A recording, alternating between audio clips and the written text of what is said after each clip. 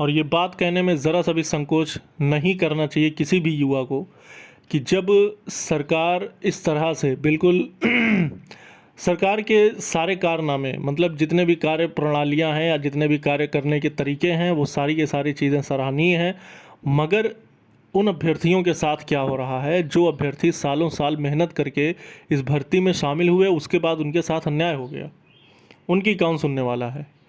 तो अब यही एक आखिरी निर्णय है कि अब अभ्यर्थी एक कदम दूर हैं अपने न्याय से, और न्याय धरना प्रदर्शन है। मगर एक बात मैं आपको और कहना चाहूँगा कि प्रदेश की सारी संपत्तियां आपकी संपत्ति है, और धरना प्रदर्शन करना कोई गलत बात नहीं है। सरकार तक अपनी आवाज़, अपनी बात को पहुंचाना, और सरकार के साथ साथ संपूर्ण प्रदेश को, प्रदेश की हर जनता को इस बात से रूबरू करवाना, धरना प्रदर्शन का अपना एक उसका लक्ष्य होता है। और इस तरह से आप हर व्यक्ति तक अपनी बात पहुंचा सकते हैं और सरकार तक भी आपकी बात पहुंचती है।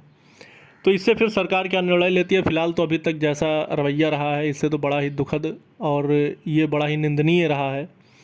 मैं आपको साफ शब्दों में बताऊं तो सरकार द्वारा अभी तक कोई भी निर्णय इस भर्ती के ऐसी किसी भी चीज़ पर, जबकि इतनी सारी गिरफ्तारियां हो चुकी, इतने सारे चीज़ें सामने आई हैं, उसके बावजूद भी भर्ती प्रक्रिया में किसी प्रकार का रोक नहीं लगा। और जबकि 9,534 पदों की भर्ती, इतने बड़े पैमाने पर भर्ती की जा रही है, और अनुमान, मतलब ये सोचकर तो यही लग रहा है कि क्या ये सारी सीटें बिकी हुई हैं, क्योंकि इतनी हाई कट ऑफ जाने का क्या मतलब है।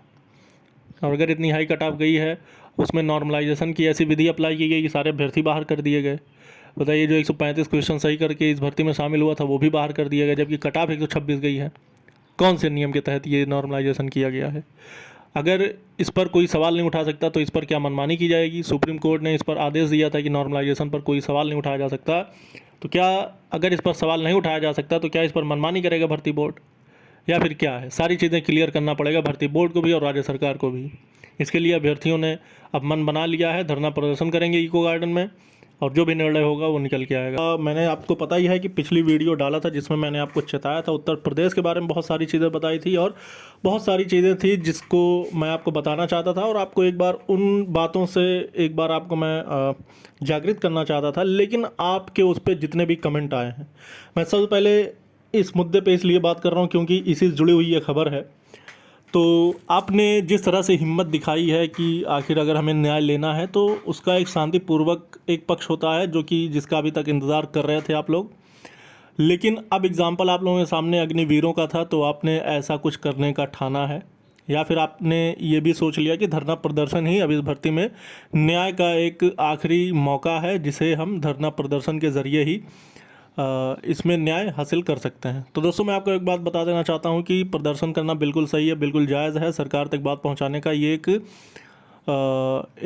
ये भी एक रास्ता है। जबकि कोर्ट में भी आपने रिट दाखिल की है, पहली सुनवाई में विचाराधीन मामला है, दूसरी सुनवाई 18 जुलाई 2022 को होना है। तो आप लोगों द्वारा लिए गए सारे के सारे निर्णय, अगर आप धरना प्रदर्शन की तरफ जाते हैं, आप कोर्ट की तरफ जाते हैं, तो हर एक निर्णय का सम्मान करता हूँ मैं। और सबसे बड़ी बात यह है दोस्तों कि जब सरकार को इस बात से बिल्कुल भी सरकार बेखबर हो जाए कि प्रदेश में क्या हो रहा है, भर्तियों में क्या हो रहे हैं, जबकि इतने सारे साक्ष्य प्रस्तुत कर दिए गए अभ्यर्थियों के द्वारा ही, जबकि ऐसा कुछ नहीं हुआ कि भर्ती बोर्ड ने इसमें कुछ किया हो या फिर पुलिस प्रशासन ने अपनी तरफ से गिरफ्तारियां की हों, तो बात की बात थी। लेकिन जब अभ्यर्थियों ने ही साक्ष्य प्रस्तुत कर दिए, ये कितनी बड़ी बात है। ये अपने आप में अगर आप सोचें तो यूपीएसआई भर्ती जैसी इतनी बड़ी भर्ती, उसमें अभ्यर्थियों द्वारा साक्ष्य प्रस्तुत किए जा रहे हैं, उसके बाद भी सरकार मौन है, भर्ती बोर्ड मौन है, कोई वो नहीं है। उसके बाद इसकी प्रक्रिया में किसी तरह का वही नहीं हो रहा है। अब सबसे बड़ी बात यह है दोस्तों कि जिन अभ्यर्थियों के साक्ष्य प्रस्तुत किए गए उनका भी नाम आ गया लिस्ट में। ऐसे बहुत सारे अभ्यर्थी हैं जिनका नाम आ गया लिस्ट में, और उसके खिलाफ भी अभ्यर्थियों ने आवाज़ उठाया। लेकिन इन सब चीज़ों पर कोई फ़र्क ही नहीं पड़ने वाला। मतलब क्या लग रहा, सरकार सो रही है या फिर उसे इन सब चीज़ों से कोई लेना देना नहीं? जो भी चीज़ें हैं, इन सब चीज़ों की जिम्मेदार सिर्फ़ और सिर्फ सरकार है।